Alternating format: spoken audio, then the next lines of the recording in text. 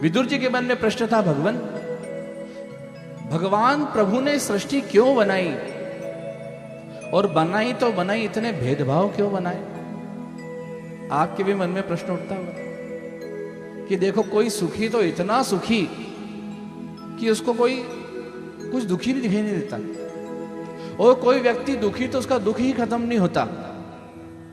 कोई मोटा तो इतना मोटा कि कुछ नहीं खाए फिर भी मोटा, और कोई दुबला तो इतना दुबला, खूब काजू बादाम खिलाओ फिर भी मोटा नहीं होता।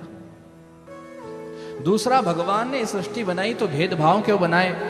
कोई काला तो एकदम काला, कोई गोरा तो एकदम गोरा, कोई मोटा तो बहुत मोटा, कोई दुबला तो बहुत दुबला, कोई सुखी तो बहुत सुखी, कोई दुखी तो बहुत दुखी। इसका बहुत सरल सा उत्तर है। मैं आपसे पूछता हूं कि शक्कर खाने का सबसे ज्यादा आनंद कब आता है? मीठा खाने में सबसे ज्यादा आनंद कब आता है?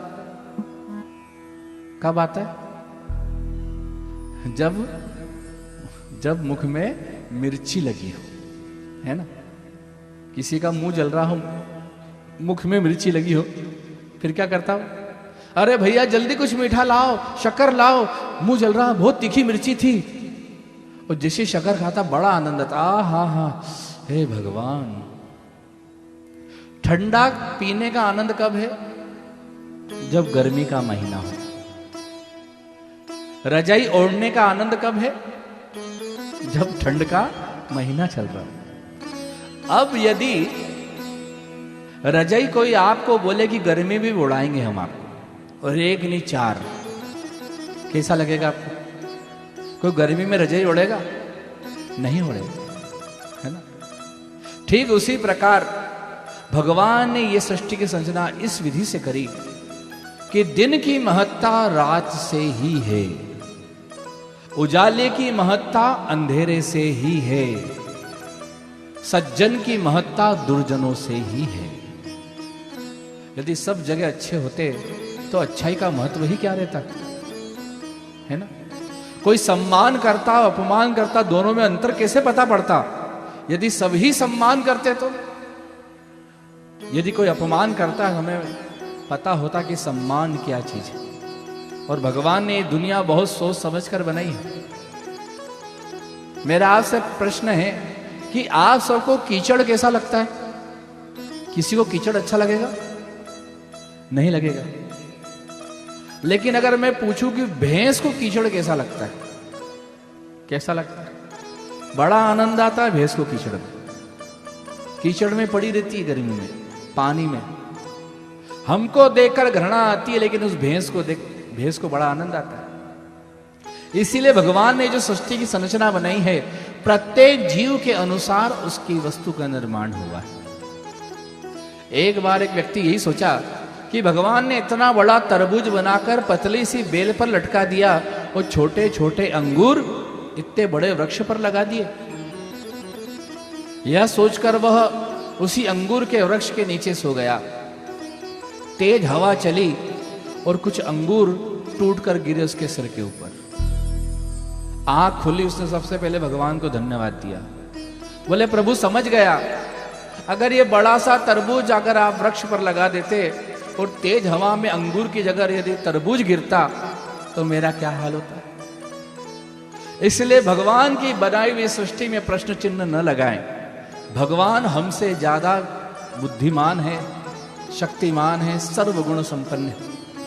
उन्होंने क्यों कैसे बनाया है वो हमसे ज्यादा अच्छा जानते हैं। यदि हमें दुख आ रहा है भगवान के स्मरण के बाद, फिर भी यह मत सोचना कि हमारे से क्या त्रुटि हो गई। आप यही सोचना कि इसमें भी कुछ हमारा अच्छा होने वाला है। जैसे एक बार एक व्यक्ति जा रहा था और उसने रास्ते में गौ माता को कुछ भेंट करी, गौ माता ने स्वीकार करी। आगे बढ़ा, उसे तीखा सा कांटा उसके पैर में चुभ गया। उसे बड़ा क्रोध आया कि मैं तो अभी गौ माता की सेवा करके निकला और मेरे पैर में कांटा चुभ गया। धर्म कर कर आया और मुझे कष्ट प्राप्त हो रहा है। आगे महात्मा जी मिले, महात्मा जी से पूछा, महात्मा जी ये क्या हुआ? मैं तो गौ माता की सेवा कर कर आ रहा था और मुझे कांटा चुभ गया, क्या धर्म करने पर कष्ट मिलता है? महात्मा जी बोले ऐसा नहीं बेटा, तेरे भाग्य में आज सर्प दंश था, आज तुझे सांप काटने वाला था, लेकिन तूने गौ माता को जो सेवा दी, गौ माता के आशीर्वाद से वो सर्प दंश दूर होकर के सिर्फ एक कांटे के रूप में तुझे चुभा और तू आज सुरक्षित है। इसीलिए भगवान का स्मरण धर्म करने के बाद यदि कष्ट आता है तो यही सोचना कि हम पर कोई बहुत बड़ी विपत्ति आने वाली थी, प्रभु ने उसे बहुत सूक्ष्म रूप से टाल दिया। इसलिए भगवान की बनाई हुई सृष्टि पर कभी भी प्रश्न चिन्ह मत लगाना। भगवान यदि किसी को सुख दे रहा है तो उसके पीछे भी कुछ कारण होगा। उसके पुण्य इतने थे कि भगवान उसे सुख दे रहा है, और वो उस सुख में इतना खो गया है कि कर्म कर्म विकर्म को भूल गया, दुष्कर्म में चला गया।